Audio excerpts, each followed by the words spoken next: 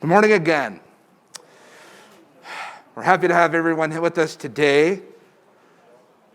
Our next session will be a panel, Gauging the XR Market, Findings from the US and Europe and the Direction of the XR Industry, which will be moderated by Laura CHADWICK, who's the Senior Director of Industry Relations of the XR Association. Let's give them a round of applause.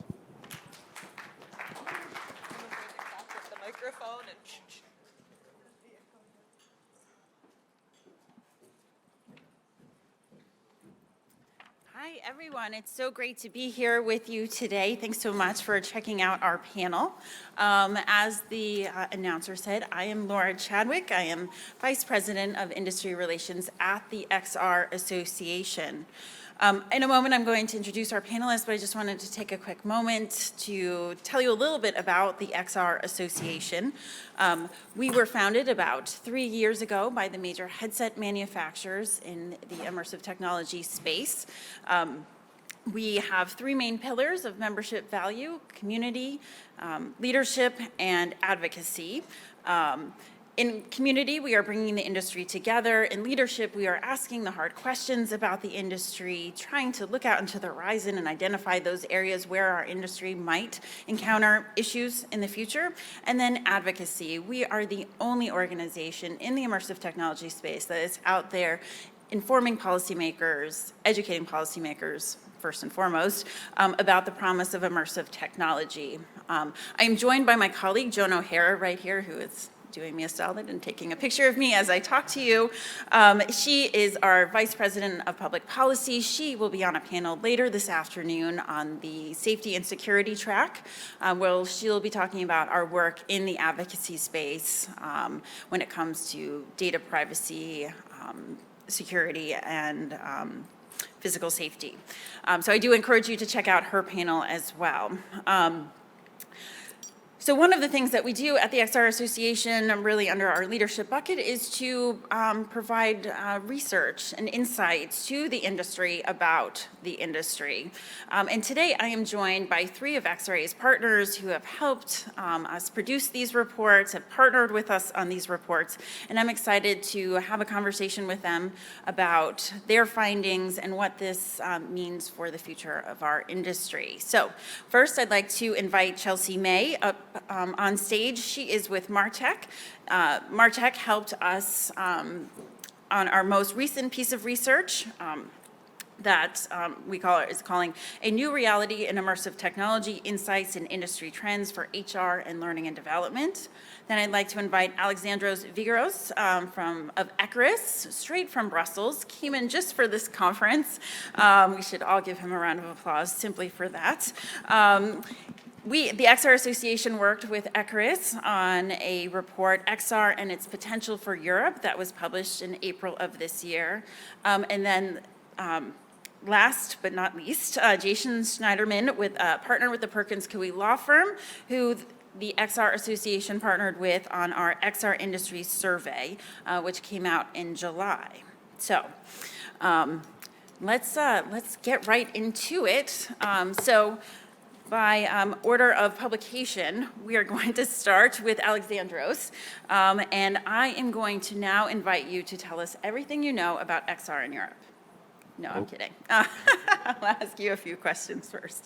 But why don't you, Alexandros, before you get started, tell us a little bit about you and the work that you do and the work that Ecorys does. Sure, yes, for sure.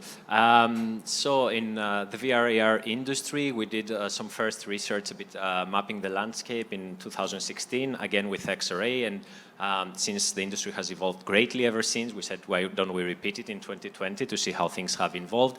And I see this study as a piece of work that is very helpful for a policymaker, for instance, that has never put on a headset to understand why the industry is important, what kind of activities are out there, what are the application areas, but also see quantitative estimates on how the industry is developing in Europe in the coming years. And we also do other work in the VR/AR sphere, and Currently, for instance, we are running on behalf of the European Commission a project on establishing VR AR Industrial Coalition, which is a platform for a structured dialogue between stakeholders and the European Commission to influence policy making and aiming to help them produce a strategic paper, seeing what actions to take, and also create industry commitment. We are organizing a workshop in VR Days next week in Amsterdam, so if anybody's there, let us know. Great, great. Thank you so much. I wanted to, obviously make reference to the fact that we are here on the startup and investor track. And so we at the XR Association really believe that these research reports can help you guys as you're building your businesses, as you're considering your investment decisions. So what we're going to talk about here is not only what has happened, what's currently happening, but also what are we predicting for the future, right? And I think our Ecorys report does a really great job of doing that. So, Alexandros, tell me, what, from the point of Ecorys, from your perspective, based on all the interviews and research you've done, what is really fueling the growth of XR in Europe? Sure. So there are the overall market trends. I mean, it's a globally growing industry, so definitely Europe is following this pattern. Then, of course, European applications, we see them building a lot on the cultural heritage and creating content based on this richness of the European landscape, but also building on the industrial tradition that is there in Europe, a lot of applications supporting the automotive sector, for instance, and so on. So these are the two main, let's say, driving forces in Europe. Great, great. I think that all of us can agree that the COVID pandemic has had admittedly some silver lining effects, especially for the XR industry. I wondered, Alexandros, if you could share with us, some detail or some stories about how COVID and the lockdown that ensued has impacted the XR industry, particularly in Europe. Yeah, obviously there were two opposite forces impacting the industry. One is the overall economic impact that the COVID had and the recession that is creating, but also VR solutions, they provide responses to challenges and threats imposed by COVID, remote collaboration, and so on. And also COVID helped improve digital literacy. It forced the digital transformation of companies. So there are these two opposite trends. Interestingly, when we started doing our forecasts about how the industry will evolve, COVID wasn't the thing. It was back in January, February 2020. So we first did some forecasts pre-COVID, and then we had to adjust them. So what is interesting to see there is that the adjusted forecast that we made anticipate that the growth of the European VR AR market will reach back to the pre-COVID stages by 2024, 2025, or it could even possibly overpass those, depending on the two scenarios that I will mention later on. So already in 2020, we had a market value of 8 billion euros. And growth is continuing despite the trend that in other industries that are shrinking or like being more severely affected. So we see definitely a positive impact of COVID in the VR AR. Great. Oh, sure, Jason, please. Would you mind just if you in your report, like delineation of funding sources? Was it government funded, independent funded, and any kind of interesting aspects that you saw in your report and sort of going forward through COVID? Just kind of curious about the breakdown of where the money is coming from and how that was going.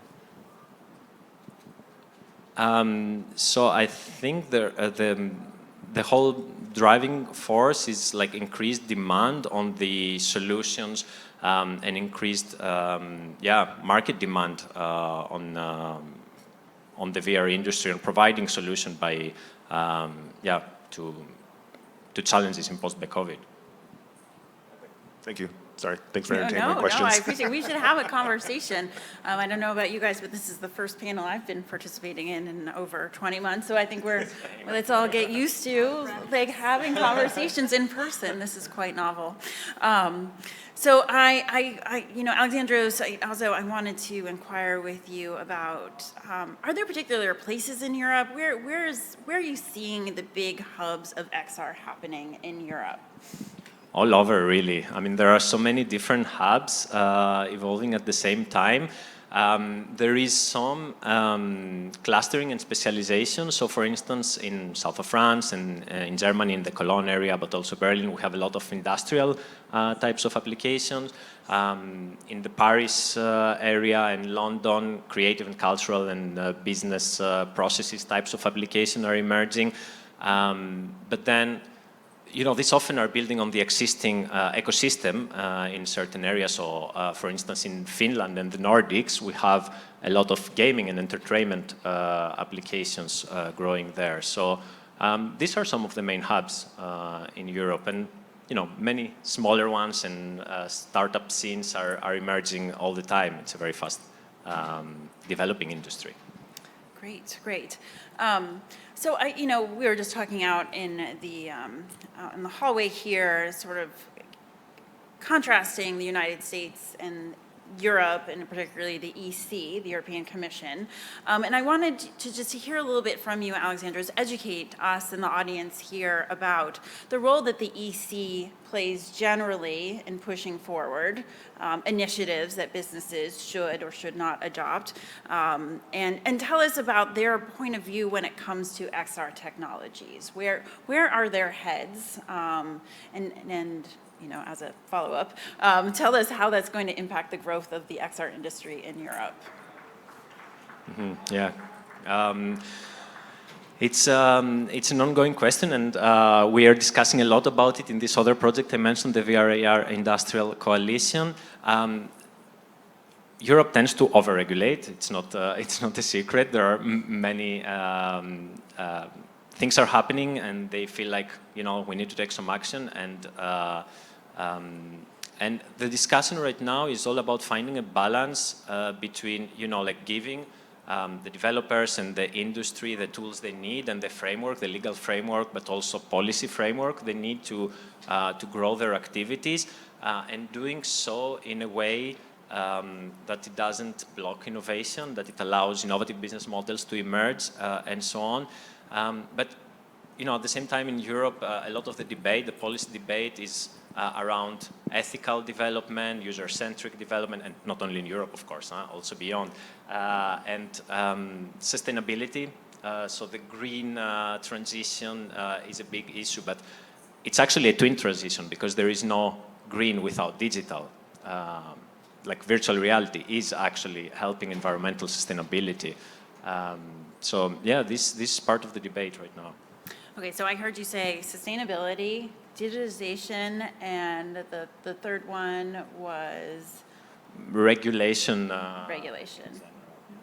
And so what I'm hearing from you is that the European Commission, sort of just part and parcel of who they are and sort of the way that government is managed in Europe, has identified these three areas of interest when it comes to XR.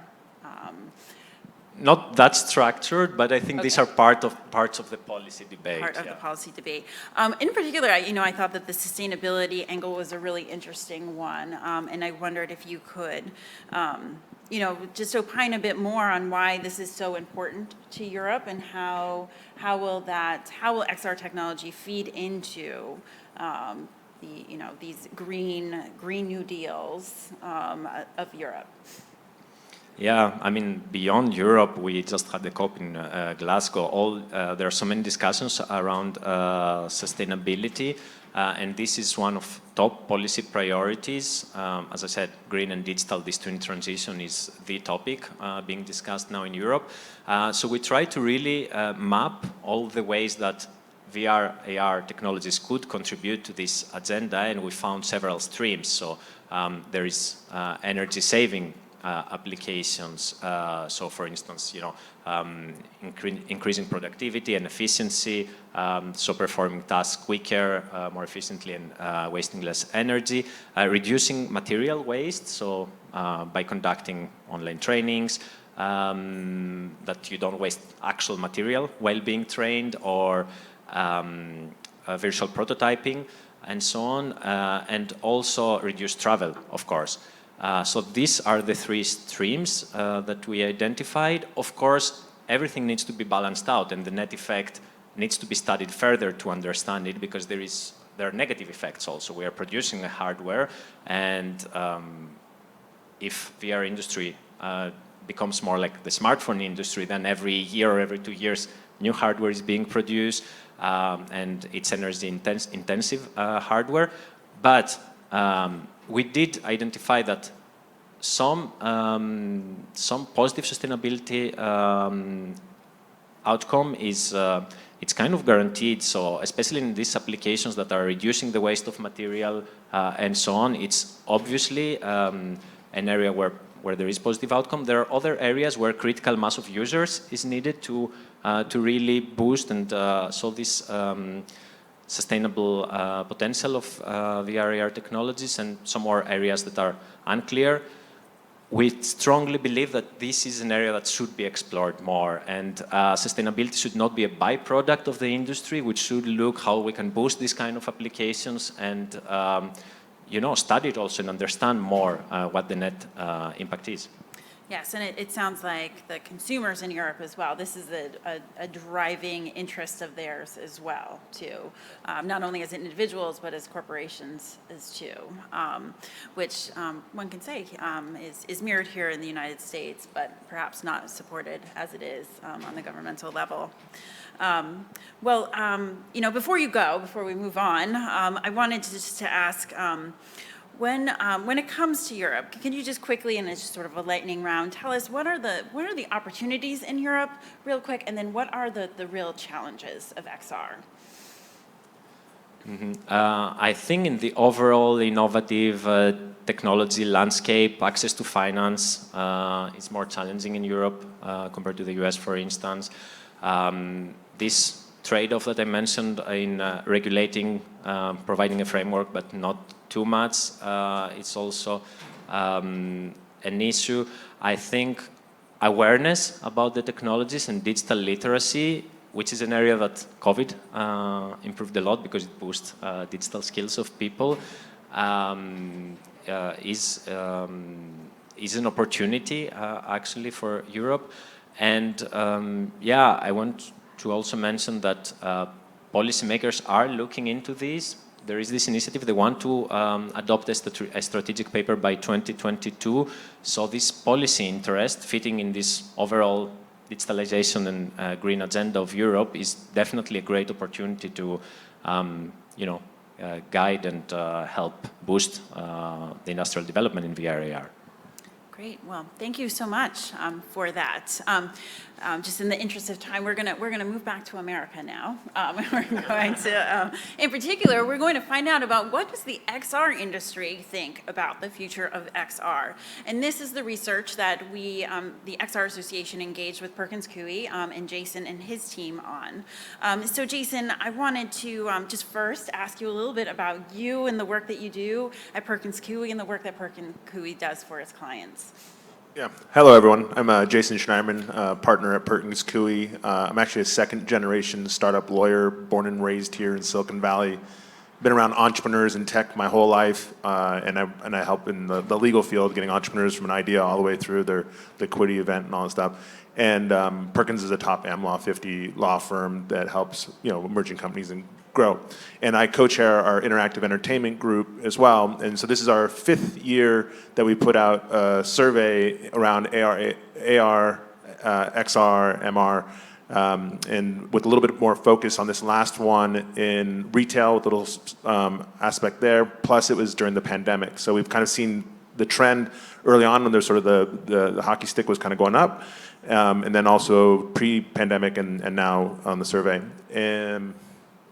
Great. So it sounds like you have a great perspective on where, perhaps a lot of folks in this room think about the industry. And so I'm excited to hear your thoughts about, based on our report, about where the industry is going. In particular, I'd love to hear what you thought was the most interesting thing coming out of this year's report. Yeah, and to give a little context on the report, we this time around it was about 165 respondents. About 80% of those were in the C-suite, I believe, and then developers and others in the industry, but all thought leaders in our space.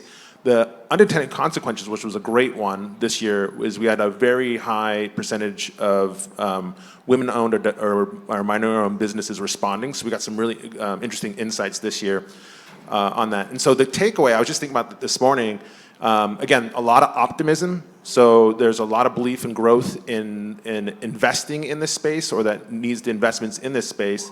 And then there was also a focus, the takeaway is the focus where we were kind of investing or thought they would be investing would be automotive, retail.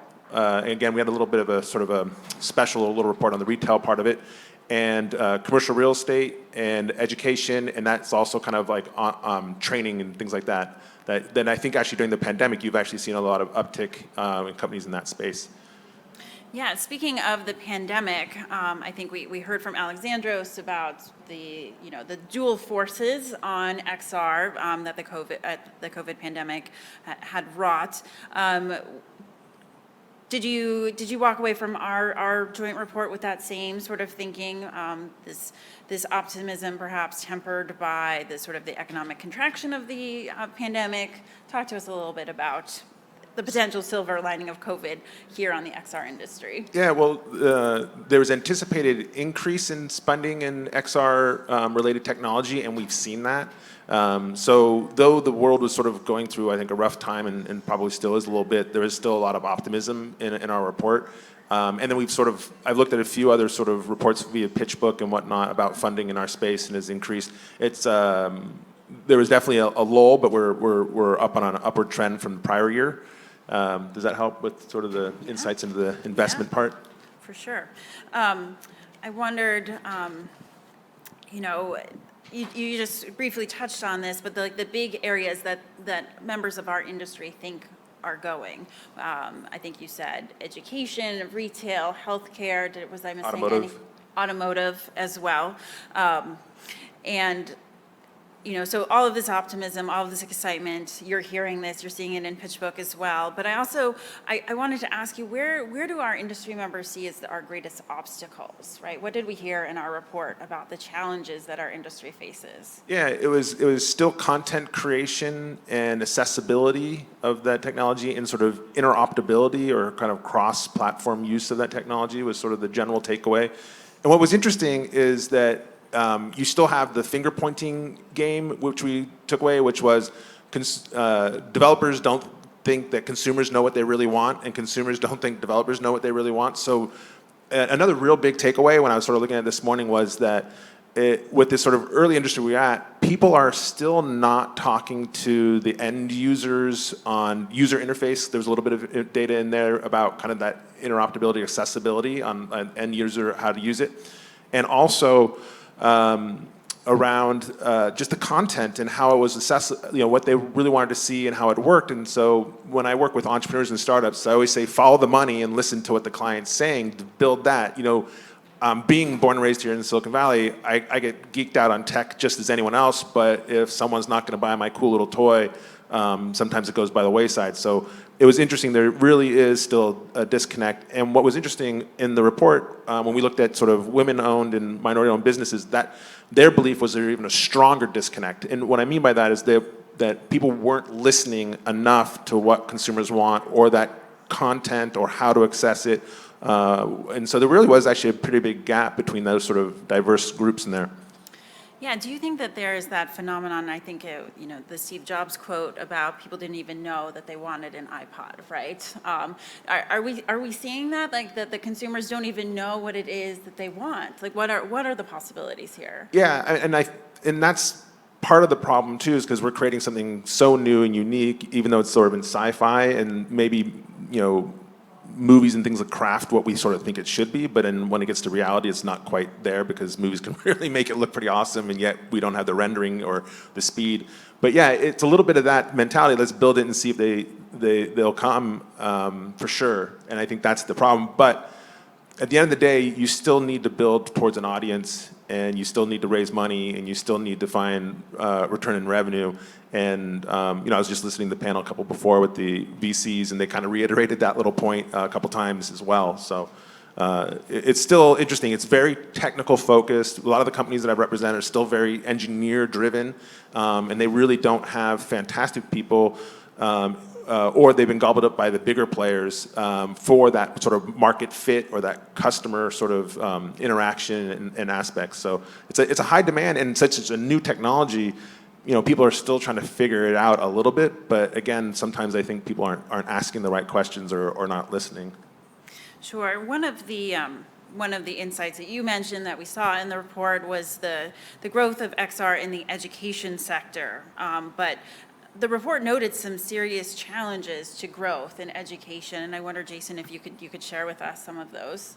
Yeah, so there was a belief, again, content was it, and interesting enough, the women-owned businesses felt that was even a higher problem, and then sort of the interaction aspect of it. I anecdotally, just looking at some companies that have been struggling in that space, it's the mass adoption of the hardware or the cost of hardware. Or there was a quote in the survey a bit about heroes, and I think that really goes to, in the education space, the teachers or whatever, the people that are going to use that to interact with whatever kind of classroom environment, they still need to get educated and get comfortable in how to do that technology. So you really need that advocate to kind of really help move that technology, and the presenter and teacher to kind of be able to sell that and understand. And so I think there's a little disconnect there. And so there was a bit of a quote in the survey, and I've seen that in reality as well. Great. So, and I think also it was about the funding as well, like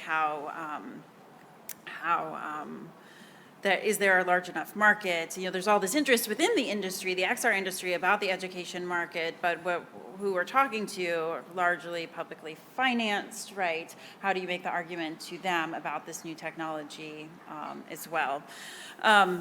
So I wanted to also, inquire, another insight that our report uncovered was about the overall trajectory of the industry. I mean, we've clearly heard, not only here in Europe, but within the XR industry, that a lot of optimism, people are really excited. But what else can we do to help support this technology and further adoption? Where does our industry come down on questions like that? To help support it, well, funding is still an issue. I think Europe is, and here as well, and kind of understanding where those funding sources are and what they mean. It was interesting. There was a couple bits in there where they didn't really want government oversight, but they did want sort of standard setting. And we had some conversations and some panels before about kind of trying to find rules of the road, standard settings, codes of ethics, and whatnot in there. And then what was interesting as well, there was an uptick in legal concerns. One was around anti-trust issues, and that's really because you're seeing a lot of dominant players in the space kind of really kind of taking their share out of it, and you're sort of seeing some behemoths now really kind of consolidating and moving the ball along. But a lot of little folks are a little bit concerned about antitrust and how they get to kind of play in that same sandbox. So that was an interesting uptick as well. And then on another kind of, you were asking about how do we kind of move this thing forward and all that kind of stuff. Yeah. What else do we need? Well, it's interesting. I really do feel like the more inclusive and more diverse it is and more accessible was one of the real takeaways is really important in this space. Because if we are going to create metaverses, or we're going to create these interactions or these spaces or these environments and all that stuff, they really do need to be something that we're familiar with and also attract a broad group of people. And so you really need a broad, diverse group of people working on that technology. Yeah, and that was one of the insights, right? We were just, as you've just said and said earlier, that this survey attracted more people, more women, more minority-owned business people to respond to that. And I wonder, Jason, based on the results of our survey and the work that you do at Perkins Coie, are you seeing that, anecdotally, are you seeing a more diverse set of founders and developers in this space. Are we on, and what makes XR different? Why do you think that is, if that is the case? Yeah, I would love to say I am seeing it better than not, but I still think we have a long way to, well, and what I mean by that is like venture capital or like funding things and getting people access to networks to make their business grow. I really do feel like we still have a long way to go, though it's gotten better and we're having this conversation in Silicon Valley and beyond. So I would love to say it was great, but it's not. It really needs to go there. And I have a lot of entrepreneurs and CEOs that are female or diverse. Like that's just part of my DNA and what I have in my portfolio and what clients I like to work with. But they struggle a lot more than sort of non-diverse and sort of my traditional male kind of clients, in the sense of like, I'm trying to get them into the right networks, I'm trying to get them funded. But what I find interesting in the XR space is I think that the more diverse they are, and if they have, and then I mean by that in every single way, they can tell their stories better, they have better kind of content and creation, their pitches feel more real to me, and they resonate as if like they have a longer staying power to them. And I just think that's part of like the diversity you bring to it. And honestly, I think women have a little bit better telling stories. I think they're better storytellers than men generally, and that's a little bit stereotypical. But like I just you know, I really like they can create some compelling content, and they really kind of really have a nice story behind it. So that's, you know, just a little bit about my interaction, and maybe not quite yet in the survey, but yeah. Yeah, something definitely interesting to explore in future surveys, for sure. Jason, outside of our research report, I know that you are doing a lot of great work in the XR space. I wondered if you could just quickly share with us some sort of bigger picture insights that you've picked up just in your regular day job about sort of the future of our industry, particularly for a startup and investor audience like this.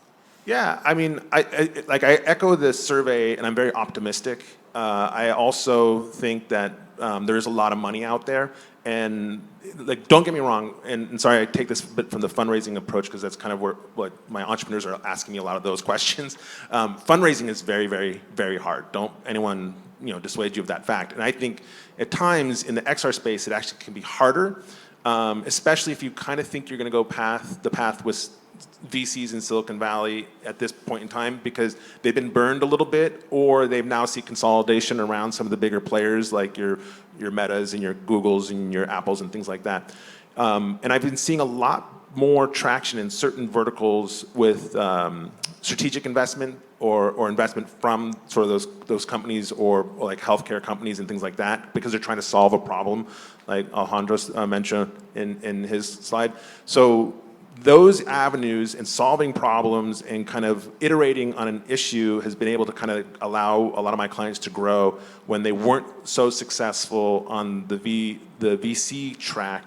The other one too is, as the ecosystem matures and people make more money, there's a lot more angels willing to sort of seed this space, and that's great. So you'll see that kind of uplift, I think, in the future. So I'm optimistic there, with a lot of people sort of making their money and playing into this space where they find passionate and what they like about. And that's just sort of that natural evolution of technology in Silicon Valley, since I've been here for 50 years, happens. There's that fallout from it. Great. Well, thanks for sharing those insights.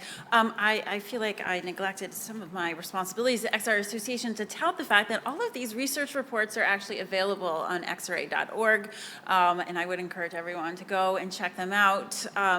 If you want to keep up to date with our research efforts, please do also go to xra.org/subscribe. We have a free e-newsletter that goes out every Tuesday afternoon. It's a summary of all the hottest news in XR right now, but also 3 to 4 stories about what the XR Association is doing to support the industry. So please, thank you for letting me have that commercial moment. But let's move on to Chelsea. Last but not least, I want to talk about the research that the XR Association just put out just last week, actually, where it's hot off the presses. It's very from exciting. The MarTech Group.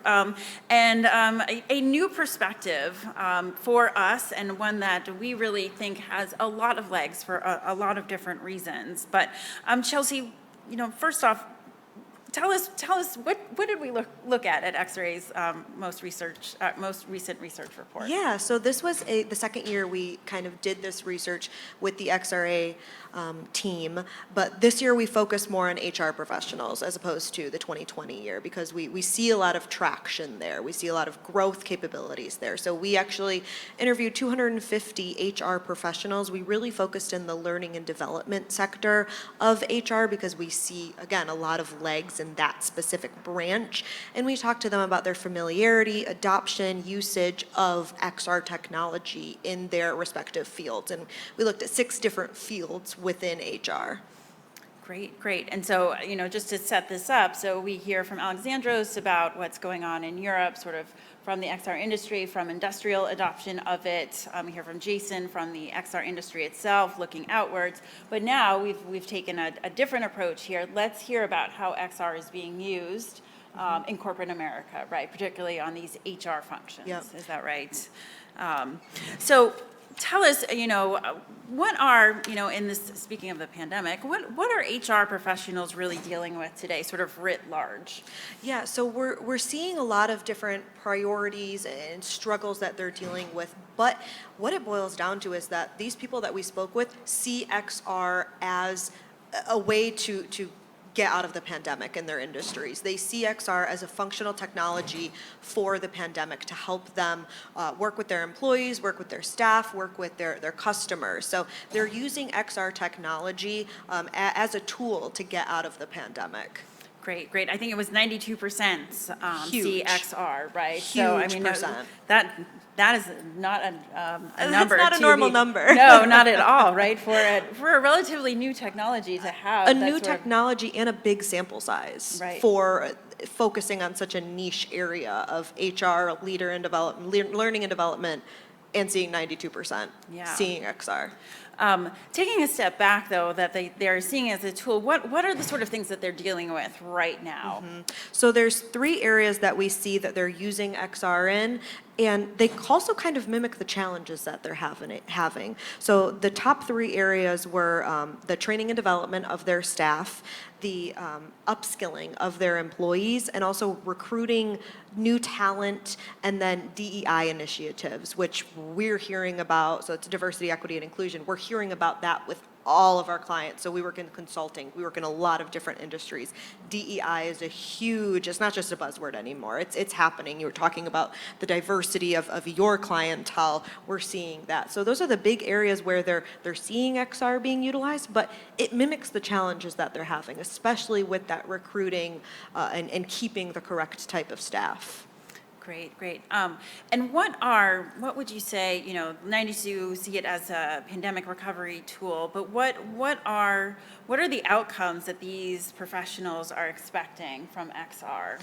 Yeah, so they're seeing a lot of benefits from the learning and training. They're seeing being able to use it without, like you said, without having to be in person, doing distance learning, being able to bring new people on board. So there's a lot of different ways that XR can be used in these variety of different industries, but the learning and development is a huge portion, but diversity, equity, and inclusion, they're seeing the capability of it right now, but they don't know exactly the next step of how to bring it into light, how to actually bring it in. You actually, from the top utilization of XR technology to diversity, equity, inclusion, it's about half from the top tier that they set of what they can be used. So about 41% are actually seeing how XR can be used for DEI initiatives. So there's a huge gap right there where the XR industry can come in and teach HR professionals how can XR be utilized for diversity, equity, and inclusion. And that would be across the board for all of the different instances of how to bring XR into these industries. There's a big question of how and why. They understand the technology exists and they see the capabilities of it, but they need to understand how to adopt it into their actual company. How can I bring this tool into my company and what can it do for me and my employees? And we also did a focus group on top of the 250 HR professional survey, and that was a huge takeaway from the focus group is the why. I need to see a case study of this being utilized in a company like mine to understand how exactly it can be implemented at my place of work and what it can do for me. Right, so sort of reflecting on what Jason said with telling the stories, right? Yep. Not only from like the pre-investment story, but also once it is in at work, what are the stories, what are the results that we are seeing from the back end? You know, so it sounds like the HR community, right, 92% thumbs up for the technology. Tell us, what do they say about spending more in this space This was in the wake of COVID? This was actually really interesting because, like I said, we did this research in 2020 similarly, but not exactly. We didn't focus specifically on HR professionals. And HR professionals are the one that we identified as those who are going to be kind of, like you said, the angels and the cheerleaders of bringing this into the workplace. So that's why we focused in 2021 looking at HR professionals. But 77% of our respondents said within the next 5 years, they're going to be spending more on XR technology. So that's a huge takeaway and a huge key learning from this research. And if anything else, that 92% saying yes, XR, and 77% saying, yeah, I'm going to be spending more, those are the two biggest numbers that we got from this research. So 77%, I believe it was somewhere in the 70% range for the 2020 study. So in 1 year post-COVID, going up 7%, and we had a larger sample size, that's a huge takeaway for this industry. So seeing that they want to adopt it, they're aware of it, and they're willing to spend more money, there's the story. Right, well, and then also that we know, just through our own experience, and as you were saying from your client experience, that DEI measures are so important, that companies really want to be investing here.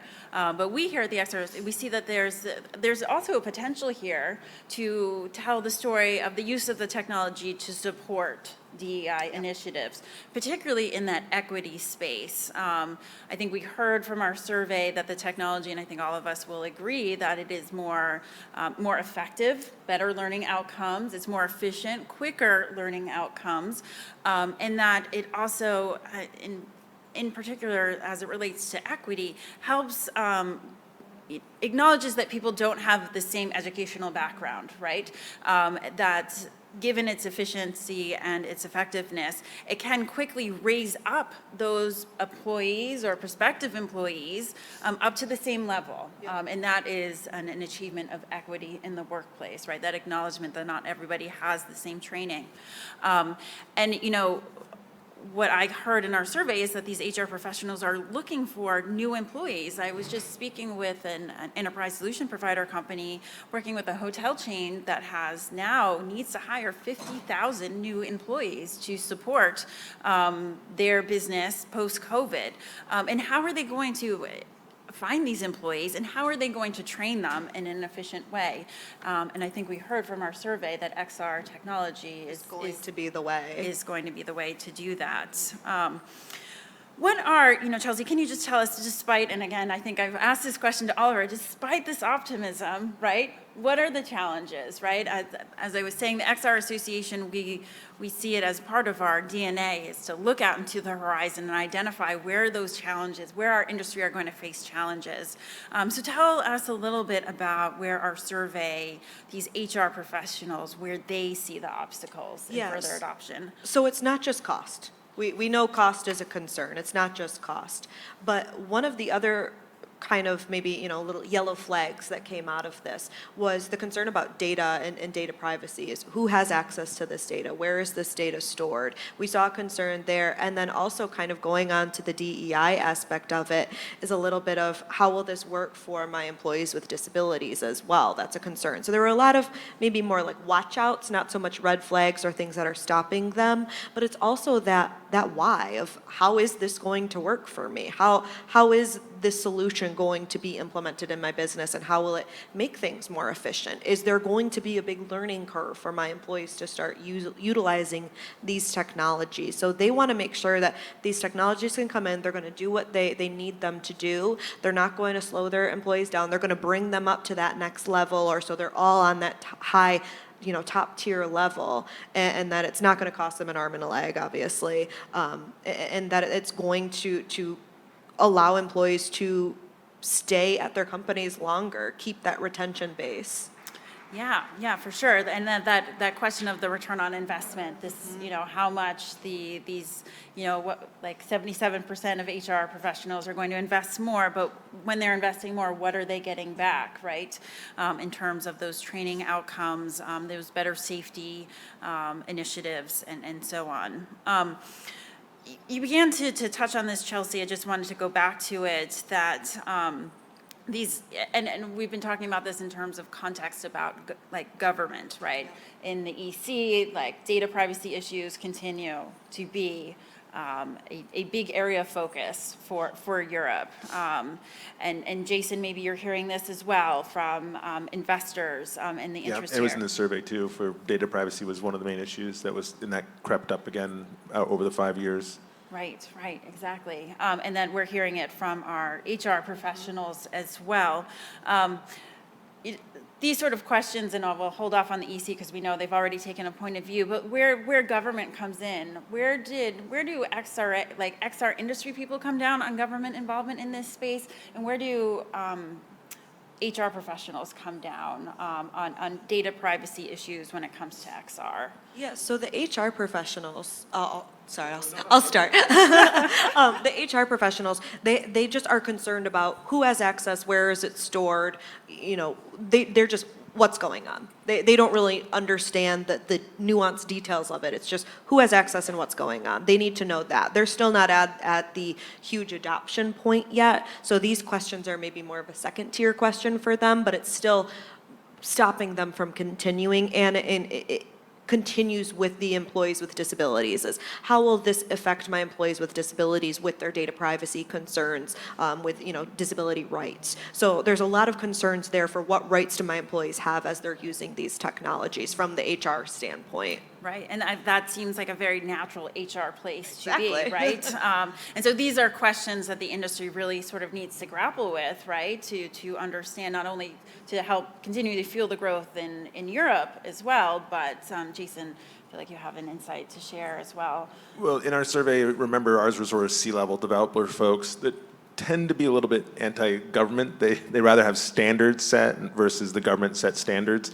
But if you kind of looked at the divergence from our female minority-led ones, they wanted a bit more government interaction there. They felt that the government would do a better job, a little bit uptick on that part. If I sort of flip it around and I look what laws are getting passed and sort of the issues that we're dealing with as just as a law firm, because we're one of the number one privacy law firms in the nation.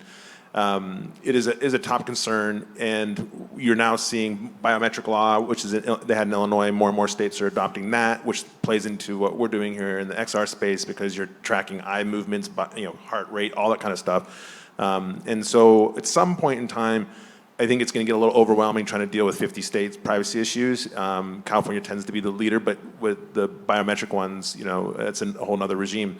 So I think what you're going to see is a little bit of crying out for what they kind of have in Europe, is just sort of a uniform standard across the platform. But there's a whole lot of lobbying groups on both sides of that conversation, and we'll see how that kind of goes.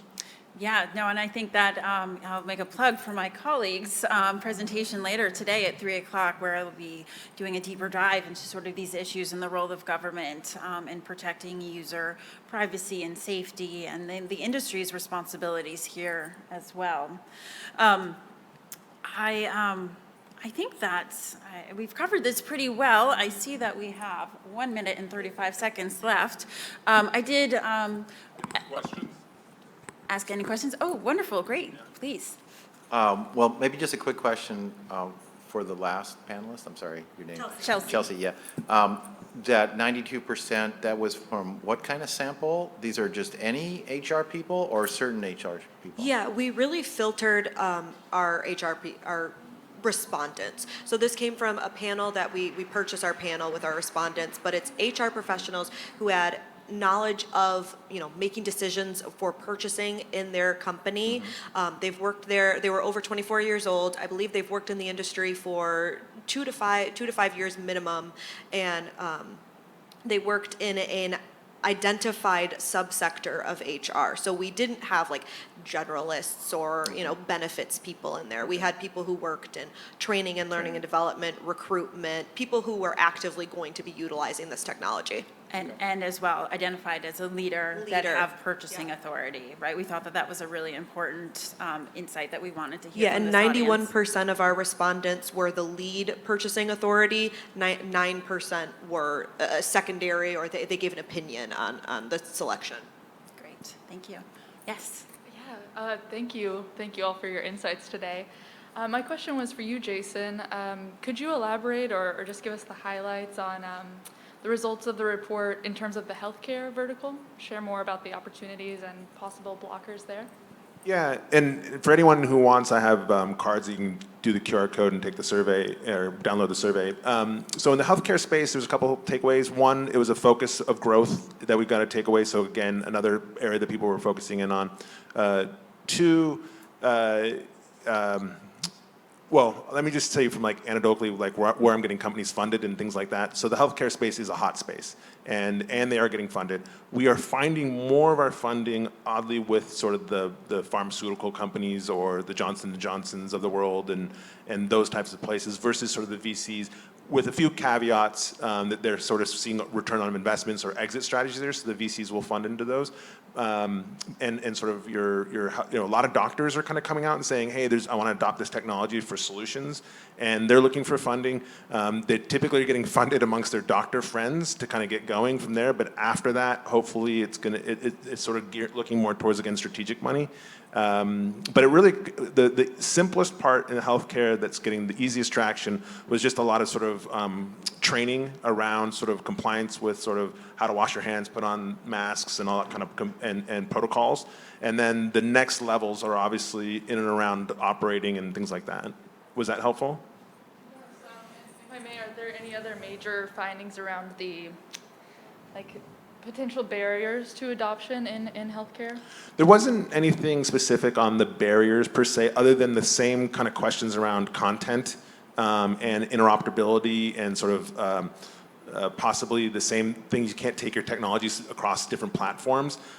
So that was sort of the general comments. I don't know if we specifically broke it down for healthcare and how it related to those items. Sure. But I think still you're going to struggle a bit with the content and sort of these walled solutions. Great, thank you. Yeah. The other one, just hardware still has gotten cheaper, but obviously with the supply chain, that's actually slowed a couple of my clients' growth just due to supply chain stuff. So I hope that's a temporary blip in the next year or so that gets solved. And the chip thing, and one little other caveat is chip technology in and around this space is really actually booming. You guys haven't seen it because there's such a long development cycle on that, but there's a lot of innovation in and around chip technology to make this immersive technology a lot more seamless and sort of solve some of the problems that you might see with adoption regarding kind of like headache and dizziness. We solve a lot of those, but still people have issues there, and I think there's surveys and reports where there's still a good percentage of people having those issues. Great, thanks so much, Jason. Any other questions? All right, well, everyone, again, like I said, all of these research reports and so much more are available on xra.org and also Perkins Coie as well with regard to the XR Industry Insiders Report. And I invite all of you to go and check those out and check out our other resources as well and learn about the work that we do in supporting the industry, particularly with policymakers. And with that, thank you so much to my panelists who have traveled so far to be with us today. And thanks again. I hope to see you soon.